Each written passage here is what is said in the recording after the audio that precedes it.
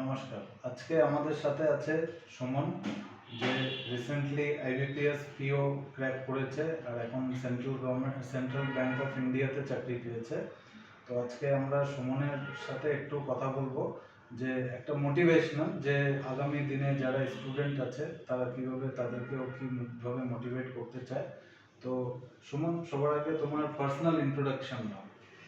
Good evening sir, আমার নাম সুমন মণ্ডল। তো আমি এবছর আইবিপিএস পিওতে সেন্ট্রাল ব্যাংকে জয়েন করেছি। তো স্যার আমার মতে তো এটাই যে যদি ক্যান্ডিডেট শক্ত থাকে নিজের প্রতি আর মেন্টালিটি সবার ফার্স্টে বিল্ড করতে হবে। As a government employee, government চাকরিটা শুধু গোলের মতোই কাজ করে, কিন্তু যে তুমি প্রিপারেশনটা নিচ্ছ, প্রিপারেশনের ধারাটা সেটা সবসময় তোমার ভবিষ্যতে গোটা লাইফটাকে স্ট্রাকচার করে।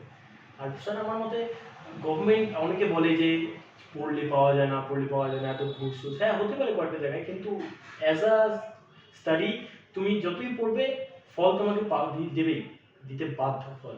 তো আমার কাছে এটাই সব থেকে বড় জেদ ছিল যে আমি চেষ্টা যদি করি আমি পারবো, এটা আমার কাছে সব থেকে বড় মোটিভেশন ছিল। তোমার কিরকম টাইম লেগেছে? স্যার আমার লেগেছে, আমি 2022-এর শেষের থেকে শুরু করেছি, 22-এর শেষ থেকে শুরু করেছি। তো যতটুকু আমি পেরেছি ততটুকু পেরেছি, বাদ বাকি আপনার কাছ থেকে যতটুকু গাইড করা দিয়েছি।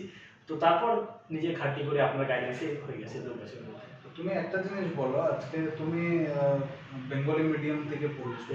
আজকে বেঙ্গলি মিডিয়াম থেকে পড়ে এরকম একটা ব্যাংকের চাকরি ক্র্যাক করা কতটা ডিফিকাল্ট বা ইজি, কেমন তোমার কাছে কি লেগেছে? স্যার আমার কাছে বলতে গেলে এটা গোটাটাই একটা ফলস পার্সপেক্টিভ যে বেঙ্গলি মিডিয়াম থেকে পড়লে একটু ডিফিকাল্ট হয় বা ইংলিশ মিডিয়াম থেকে একটু ডিফিকাল্ট হয়। একটা স্টুডেন্ট যদি নিজের প্রতি খাটতে পারে, অ্যাজ লাইক হ্যাঁ ইংলিশ মিডিয়াম থেকে বললে একটু সুবিধা হয় ইন ইন্টারভিউজ, যে ইংলিশে বলতে হবে, একটা ভালো আলাদা ইমেজ তৈরি হয়। কিন্তু যদি স্টুডেন্ট খাটতে পারে, অ্যাজ লাইক ইংলিশ তো পড়তে হচ্ছে, তার সাথে যদি মুখে বলা খুব ইজিলি পেয়ে যায়, তো সেটা একটা স্টুডেন্টের কাছে খুবই ইজি। আর বিভিন্ন এক্সামে যেরকম আরবির ক্ষেত্রে তো বাই ল্যাঙ্গুয়েজ জিনিসটা হয়, আর সেক্ষেত্রে তুমি যদি হিন্দিটাও খুব ভালো মতো পড়ো তাহলে নো প্রবলেম অ্যাট, যে ইংলিশটাই বলতে হবে সেটা ল্যাঙ্গুয়েজ এখানে কোনো ব্যারিয়ার না, ল্যাঙ্গুয়েজ এখানে কোনো ব্যারিয়ার না। যেরকম মিডিয়ামেই থাকো না কেন, যেরকম মিডিয়ামে থাকে ল্যাঙ্গুয়েজ ইজিলি। আচ্ছা। তো মানে তোমার আজকে যে তুমি ব্যাংকের জন্য পড়ছিলে, তুমি কি শুরু থেকে ব্যাংকিং এর জন্যই পড়ছিলে আর তোমার প্রিপারেশন স্ট্র্যাটেজি কি ছিল? স্যার আমি প্রথম থেকেই ব্যাংকিং জন্য পড়ছিলাম, এটা এটা আমি অনেস্ট যে আমি আর কোনো দিকে যাইনি, কারণ যেটা নিয়ে আমার যাওয়ার ইচ্ছা ছিল, বেশি দিকে গেলে হয়তো বড়লোক থেকে ভালো একটা দিকে যাওয়াটা। আর আমার স্ট্র্যাটেজি ছিল হচ্ছে আমি সকালবেলা ঘুম থেকে উঠতাম, সব থেকে ঘুম থেকে বেশি উঠে আমি চেকলিস্টটা কমপ্লিট করতাম, যেটা স্টাডি ফেলে এরকম ইউটিউব চ্যানেল ছিল, স্টাডি ফেলে কমপ্লিট করতাম। তারপরে শুরু হতো আমার নিজের প্রিপারেশন, অ্যাজ লাইক কোশ্চেন করা। আর আমি না বেশি কোশ্চেনকে ধ্যান দিতাম, সেট দেওয়ার থেকে বেশি আমি কোশ্চেনের উপর ফোকাসটা এই জন্য বেশি করতাম। আমি যদি কোশ্চেনটাকে একবার পড়ে যদি আমি আন্ডারস্ট্যান্ড করতে পারি, তাহলে ওটা আমার কাছে সলভ করা আমার কাছে একদম ইজি। তো কনসেপ্ট যদি একদম স্ট্রং থাকে ম্যাথের দিক থেকে, কনসেপ্ট বলো রিজনিং এ বলো, কনসেপ্ট যদি স্ট্রং থাকে বাকি সব কিছু ইজি। আমি সারাদিন ম্যাক্সিমাম টাইম আমি সলভ করতে কাটিয়ে দিতাম, solve solve solve solve solve solve solve, যাতে আমার কোশ্চেনটা আরও হ্যাবিচুয়েট হয়। আর সেটের দিক থেকে বলতে আমি চুজ করতাম খুব একটু ভালো মতো, অ্যাজ লাইক আমার যেরকম স্ট্রং হোল্ড কয়েকটা বিষয় ছিল, সেটা যে কোনো টপিকের জন্যই হোক না কেন, আমি ফার্স্টে স্ট্রং হোল্ডগুলোকে আমি কমপ্লিট করতাম, তারপর যেগুলোকে আমার এক্সপেরিমেন্টাল ছিল এক্সপেরিমেন্টালগুলোকে আমি যেতাম। তোমার একাডেমিক্স ব্যাকগ্রাউন্ড কিরকম ছিল? স্যার আমি একাডেমিক একদম শুরু থেকেই? স্যার না, আমি আমি কখনো ওরকম না যে আমি টপে ছিলাম, আমি সবসময় অ্যাভারেজ, মানে আমার স্কুলেও যদি থাকতাম আমি স্কুলে অ্যাভারেজ রেজাল্ট করতাম, ওরকম টপ আমার টু বি অনেস্ট আমার এই টপ স্পটটা কখনোই ভালো হতো না, কারণ হচ্ছে it creates a lot of pressure, যে তোমাকে পরের বছর টপ হতে হবে, পরের বছর টপ হতে হবে, জিনিসটা একটু প্রেশার। তো average it is good for me. কিন্তু যখন আমি কলেজে গেলাম, কলেজে আমি একটা গিয়ে স্বপ্ন দেখেছিলাম যে কলেজের থেকেই প্লেসমেন্ট দিবে, ইট ইজ গুড ফর ফিউচার। কিন্তু কলেজে তখন কোনো প্রবলেম ছিল, প্লেসমেন্টটা হলো না, তারপর আমি গভর্নমেন্ট জবের দিকে আসি। তুমি কি সাজেস্ট করো, মানে এখানে ডিউরেশন ম্যাটার করে, মানে ডেইলি আমি 10 ঘন্টা 12 ঘন্টা এরকম পড়তে হবে? স্যার না, ডিউরেশন মেইনলি ম্যাটার করে, কিন্তু একটা স্পেসিফিক ডিউরেশন, রোজ 10 ঘন্টা পড়তে হবে এরকম না।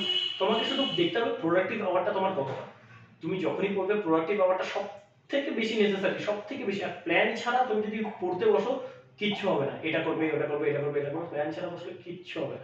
অ্যাজ লাইক ঘুমানোর আগে, আজকে ঘুমানোর আগে কালকের প্ল্যানটা তোমার আজকের থেকে কয়টা গোল সেট করে রাখো, যেটা তোমাকে এনি হাউ ফিল আপ করতে হবেই হবে।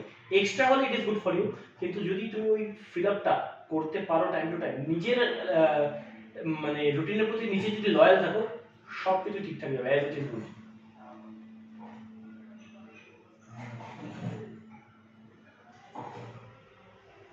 মানে তোমার এই এক্সাম দিতে মানে তোমার কতবারে তুমি কি ফার্স্ট অ্যাটেম্পটেই তুমি ক্র্যাক করেছিলে? না স্যার, এটা ফার্স্ট টাইমে আমার মানে হয়নি, এটা আমি আমার বলতে কোনো লজ্জা নেই এই জিনিসটা। আমার ফার্স্ট টাইম আমার অনেকগুলো অ্যাটেম্পটে লেগেছে, অ্যাজ লাইক অনেকগুলো অ্যাটেম্প বলতে আমি অনেক বছর ধরে দিই। আমি ফার্স্ট পরীক্ষা দিয়েছি আমি 2022 ডিসেম্বরে, সেটা আমার আইবিপিএস পিও দিয়েছিল। এটা লাকিলি এক রকমের মেরিগো রাউন্ডের মতো, যে আবার ফিরে আইবিপিএস পিওতে আমি ক্র্যাক করেছি। তো আইবিপিএস পিও যখন ছিল আমি তখন জাস্ট ট্রায়াল ছিল, তখন আমি ঢুকতে এসে শুরু থেকে তোমার কাছে যখন শুরু করি।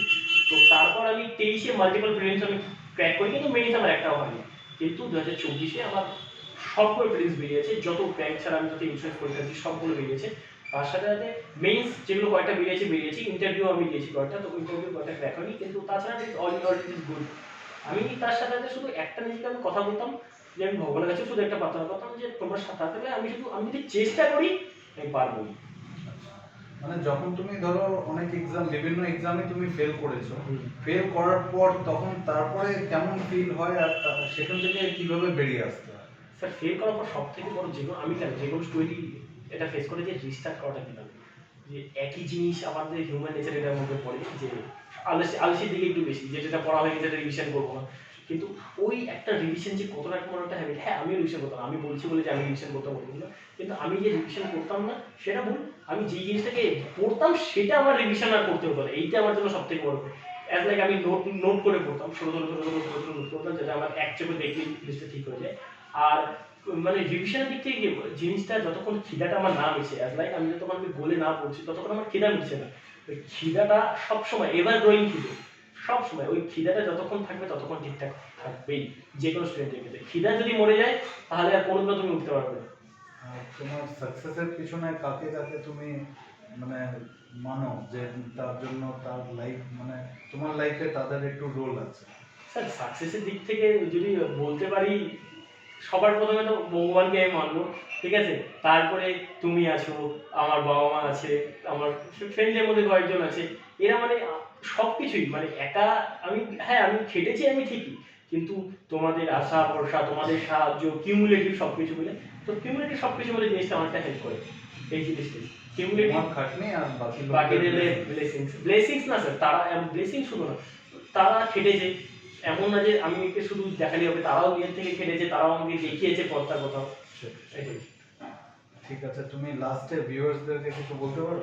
আমি ভিউয়ার্সদেরকে এটাই বলতে চাই যে লোকে যদি তোমাদেরকে বলে যে তোমরা কিছু করতে পারবে না, তার মানে তারা এই পথটাই দেখাচ্ছে যে তোমরা সেই জিনিসটা করার জন্য যোগ্য, আর সব থেকে বেশি যোগ্য, এটাই। তো আমি এটাই বলবো যে অন্যদের কথার উপর বিশ্বাস না করে নিজের উপর বিশ্বাসটা সবার আগে, আর খেটে যাও, আরামে পাবেই পাবে। একদম ইজি। গভর্নমেন্ট জব ক্র্যাক করা সবাই পায় না, এটার জন্যই তাদের কাছে সেটা ভয়। তুমি যদি চেষ্টা করো তুমি পারবেই, এটাই। Thank you Suman. আমরা তাহলে আজকের এই ভিডিওটা শেষ করছি। আর সুমনকে অনেক অনেক ধন্যবাদ জানাচ্ছি মোটিভেশন করার জন্য, আর আগামী দিনের জন্য শুভেচ্ছা। Thank you. Thank you.